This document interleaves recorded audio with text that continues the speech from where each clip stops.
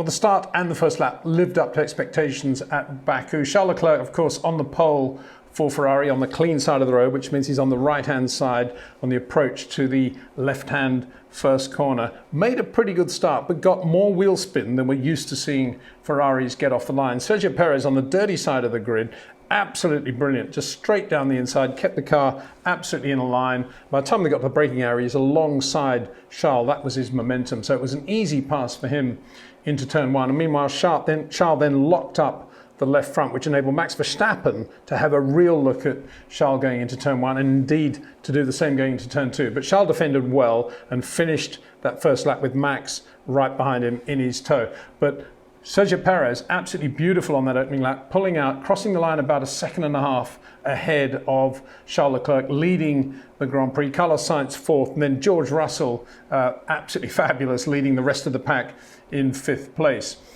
The interesting thing about that early phase of the race is that Sergio quickly pulled out about a 2-second lead, but then it got no bigger. And by lap 8, he was on the radio saying he had problems with traction. Obviously, the rear tyres started to go off. Now, we've spoken a lot over the last 24 hours about how good Sergio is at managing the rear tyres, how his forte is indeed traction. That's one of the reasons he was so quick, I think, at both Monaco and in Baku. So what's going on here? You would imagine on the surface of it, on the face of it, that he'd be very good at managing the rear tyres. Bear in mind, it was much hotter on race day than it had been in qualifying. We're talking about 10 degrees more in terms of track temperature, mainly because the race was held much earlier than qualifying. But beyond that, remember they're on the medium tyre now, not the soft tyre, and also they've got a full load of fuel in the cars. Now what that adds up to the way I see it, is that Sergio Perez, the way he drives, the way he's using the rears absolutely perfectly, was in reality putting more energy through the rears. He wasn't sliding more, he's just putting more energy through the rear tyres. That's how he creates his pace, that's how he created his lap that we saw in qualifying. That so nearly, well, certainly got him ahead of Max, and so nearly got him the pole if a couple of things hadn't gone wrong. So he's getting degradation now, and Max Verstappen, who's got, if you like, a slightly lighter car, maybe he's running a turn or two less front wing flat. That's the only thing you can adjust after the cars come out of Parc Fermé. But it was notable that throughout the race, Max was about 3 to 4 kilometers an hour, consistently quicker than Sergio through the speed trap when they were out of any DRS situations. So Sergio's using his tyres, if you like, he's putting more energy through his tyres because he's using them harder in terms of the performance of the tyre, not sliding the surface of the tyre on the road. And after the race, he said, we've got to see why the degradation was so high on the medium, because I'm sure he'll be mystified. He was driving the same way that he had been at Monaco and in Baku in qualifying, and yet he was getting more deg. And that's because, I would like to suggest, he's just putting more energy through the tyres. A little bit like Lewis Hamilton, first time he went to Turkey through the quadruple apex left. There wasn't a way Lewis could get through that corner because he was so quick out of the box without destroying the tyres. And he wasn't sliding or anything like that. It was just so much energy going through the tyres. I keep doing that as if it's vertical energy, but of course lateral energy as well. But you would have imagined that when on lap 10, Carlos Sainz ground to a halt in the other Ferrari, he'd been running fourth, a distant fourth, well ahead of George Russell behind him, but a distant fourth, ground to a halt out on the circuit, brought out the virtual safety car. There was still about 8-9 laps to go before the real first pit stop window on the medium tyre. But you would imagine at this moment that Red Bull would have called Sergio in and put him on the hard tyre, bearing in mind the degradation that he was suffering. But as Sergio said after the race, there was some sort of communication issue, and he stayed out on these badly, by now, degrading medium tyres, which left him a sitting duck for Max Verstappen when Charles Leclerc came in to switch to hard tyres during that VSC period. So now Max is behind Sergio. They're going into turn one. He's got the run in the DRS. He's down the inside, and simultaneously a message comes out saying no racing. And of course that was a logical thing for Red Bull to do, because at that point Sergio was in trouble with tyre deg. So then the race became Max Verstappen leading and controlling the race for Red Bull, but Charles Leclerc on a new set of hard tyres, out of sync now, of course, with with Max, and it was going to be interesting to see how that parlayed out over the full race distance, bearing in mind that Ferrari, of course, had stopped early well before their genuine pit stop window. But we never got to see what was going to happen. On lap 17, Sergio came in for his scheduled stop, got rid of those mediums, put on a hard set of tyres, but it was a relatively slow stop by Red Bull standards. 2 laps later, Max Verstappen came in, lightning quick stop, came back out, and by this point he was 12 seconds behind Charles Leclerc, who was leading, obviously now with about 10 laps on his hard tyres, Max on a new set of hard tyres, about 12 seconds behind. You'd have to say at this moment the odds probably favoured a Max Verstappen win, but we never got to find out, because the following lap, as Charles accelerated out of the corners really and onto that long straight towards the start-finish line, smoke poured out the back of the Ferrari. We were on board, you could hear the engine going from this beautiful note to a horrendous grunt, and he pulled up on the left with smoke pouring out of it. Not a good day for Ferrari at all. Obviously, that's an obvious statement. Carlos Sainz grinding to a halt. Charles Leclerc, obviously a major power unit failure. And Kevin Magnussen also stopping the Haas Ferrari with some sort of look-like power unit issue as well. And of course, that was the first whammy, that Charles Leclerc has lost another potential win or P2. But beyond that, of course, having blown an engine, it really affects the development of the number of engines you can use within the cycle of the season.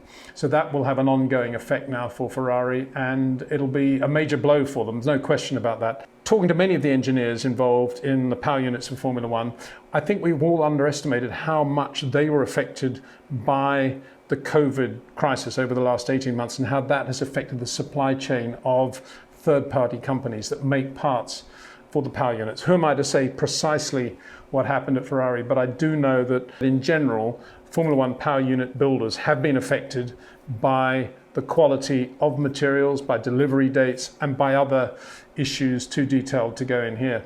So Ferrari, obviously some major drama there, a horrendous day for them, bearing in mind how quick they've looked and bearing in mind now that they should have won Monaco as well. I think what happened at Monaco will come back to sting them even more. So now it was a race of Max Verstappen out in front, controlling the pace. Obviously, Sergio Perez, P2, dutiful P2, cruising around on the hard tyre, finding the balance to be fine on the hard tyre, no problem whatsoever. Track starting to cool a little bit as well, but by now it was too late. Max was in front and driving beautifully. I think the danger for Max and his entourage will be to think, oh, well, on race day we were fine, in race conditions, Max knows how to drive. I still think they need to think about why Sergio was so quick at Monaco and in Baku, why he was so good at using the rear tyres, and indeed why he had so much deg. That is a pointer to what Max isn't doing with his driving when he needs to, perhaps within the restrictions of qualifying. But on race day, as it was in Baku, this was Max again in a class of his own, looking absolutely superb in the way he controlled the race. There was a couple of some very interesting moments with Max. One was in trying to define, in various stages, bearing in mind what sets of tyres he was on, how new they were, what the target lap time was. And at one moment, they wanted to do a 47.5 just to keep everything cool and under control. And Max said, oh yeah, but I think I should do 47s because if I do a 47.5, the tyres might get a bit cold. And they said, okay, yeah, you go your way, Max, you do what you want. Then there was the discussion about fastest lap. Max obviously wanted that point for Max fastest lap as well. But that moment of the race, it was with Sergio Perez, who'd gone very quickly, second lap out of the pits on his second set of hards. And then Max, towards the end of the race, said, something's fallen out of the cockpit and it's between my feet. That's all he said, really. And then he said on the last lap, I'm not trying anything, obviously because of this thing between his feet, and therefore he couldn't get fastest lap. But that was just Max on top of things, controlling things, and just doing a really, really good job as ever. What else? P3 was a very underrated drive, I think, by George Russell, who was just there all the time. He came in as Mercedes brought both their drivers in when the original virtual safety car came out, when Sergio Perez wasn't brought in. And it worked perfectly for George because when he came in, he was about 3.6 seconds, it was, ahead of Pierre Gasly in the AlphaTauri.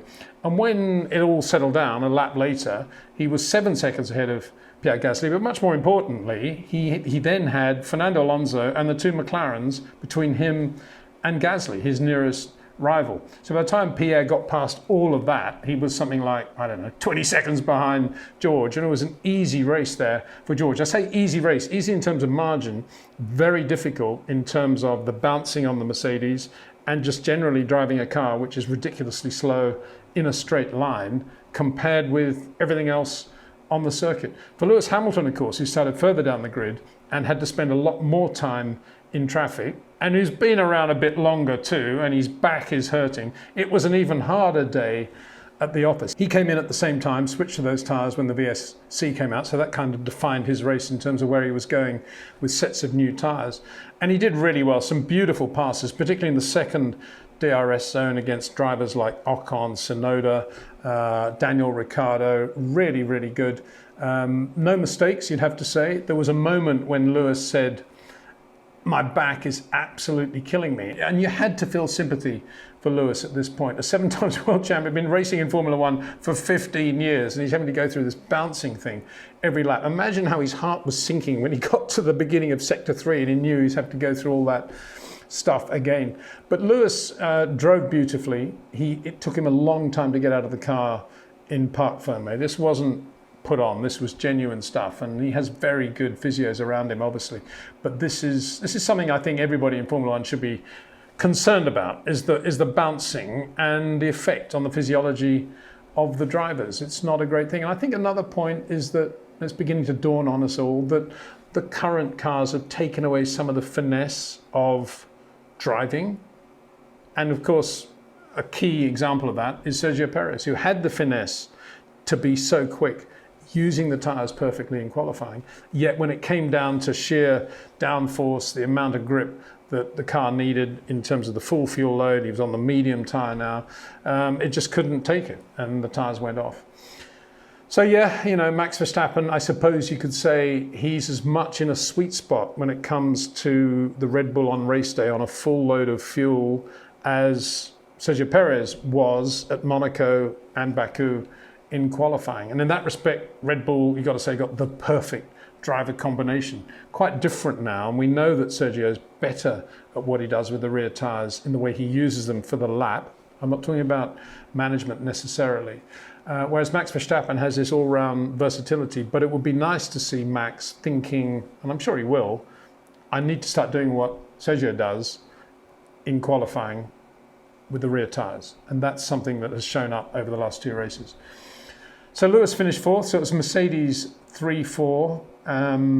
We could say great day for them, but in the context of where they've come from, obviously still by no means there at all, and soundly beaten by Red Bull, a point that they, of course, will be very, very aware of.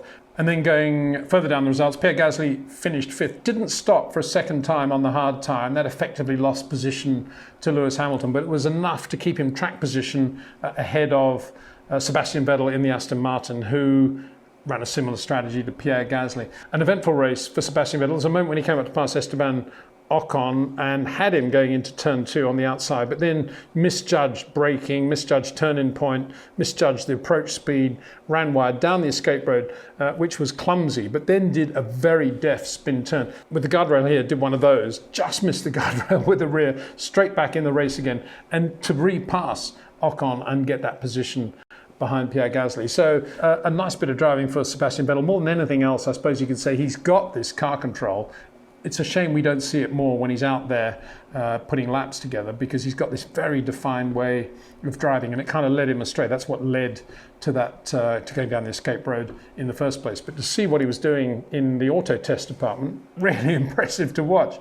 Further than that, Fernando Alonso did well. A lot of pressure in the closing laps. He again didn't stop for that third set of tyres, the hard tyres. He started on the medium like everybody else in the Alpine, astronomically quick in a straight line, but it didn't seem to make a lot of difference in terms of being able to get a run on the car in front and do a lot of passing. But he did finish behind Sebastian Vettel in the points in the Alpine. Under pressure, as I say, from both McLarens in the closing stages of the race. McLaren early on, Lando was holding up Daniel, and later in the race, Daniel was holding up Lando. And they were on different tyres on both occasions. And echoing a little bit of what we saw at Red Bull, it was the medium tyre that went off very, very quickly, and the hard tyre that appeared to be the much better race tyre for McLaren. And there was a lot of talk about maybe in the closing stage about whether Lando should have a go at Fernando and whether Daniel should cede position, and if Lando didn't get past, he would then give the position back to Daniel. But as it happened, Daniel never got near enough to Fernando really to enable any of this to happen. Lando finished right on Daniel's tail, still wanting to race him. The team said, hold position as agreed, Lando, or something like that. And he said, well, that was when it was all the strategy of passing Alonso. We're not going to do that now. Now it's just a race between me and Daniel. I want to race.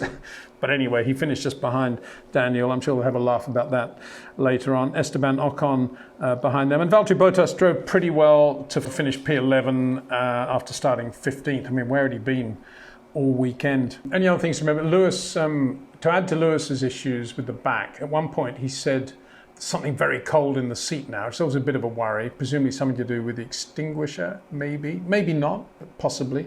Never a nice thing when the driver doesn't know what's going on. Actually, it was a reminder of how, I've been meaning to say this for quite a while, Lewis will get on the radio, not only Lewis, but any driver, and will say something dramatic like, something cold on the seat. And you'd think the engineer would say, really, wow, wonder what that is, hey guys. But he just says, copy that, Lewis. And it's like this, they've got into this thing now of everything's copy that, Max, copy that, Lewis, regardless of what happens. They say, oh, copy that, yeah. The front wheel's just fallen off the car, copy that, Max, yeah, no problem. This is this weird sort of dialogue that's building up. It's also a long time since we've had a black and orange flag, and we had one today for Yuki Tsunoda, and they said something wrong with the rear wing. Guess what it was? Yet again, some DRS drama. And, Max lost his DRS in the last 10 laps of the race as well. We're still doing 322 through the trap, could you believe? And got to say, when he was in a DRS tow, it was in the 340 area again, as we saw in qualify. It's breathtakingly quick. But even without DRS, he's still doing 322 at the end of the race on lighter fuel load, obviously. But DRS, for me, I keep saying it's time to get rid of it. It's constantly giving trouble now, and we just don't need that. But then I think the silliest comment of the race has to go to Guanyu Zhou, who told by his team that he needed to retire the car. There was something wrong with it. Which happens in racing all the time. How many people have had to retire from a Grand Prix due to something beyond their control? And he got on the radio. Bear in mind, this is a rookie, and he's driving for a pretty serious Formula One team. Freddie Vasseur is a serious team principal and very good operator, and very good people at Sauber and Alfa. And he got on the radio and said, guys, this is just not good enough. When things are going well, we've got to stop retirements like this. I mean, what was that all about? Anyway, I just said it was the silliest comment of the Grand Prix, so far as I could tell. Anyway, we did a live stream on Twitch before the Grand Prix. Worked pretty well, I think. Hopefully, the quality of the picture on the mobile phone was fine. Lots of interaction with the fans. Thank you very much indeed for taking part. And I'm going to do another one on Monday, a debrief from Baku. That will make that 6 o'clock UK time on Twitch. And of course, from Canada, we'll do the normal Friday, Saturday, Sunday videos, but I'll be doing everything from Scotland because I'll be up there with Sir Jackie Stewart helping with his motorsport festival up there, which will be a lot of fun. So bear with me on all of that. Anyway, in the meantime, thanks for watching. Take care and see you soon.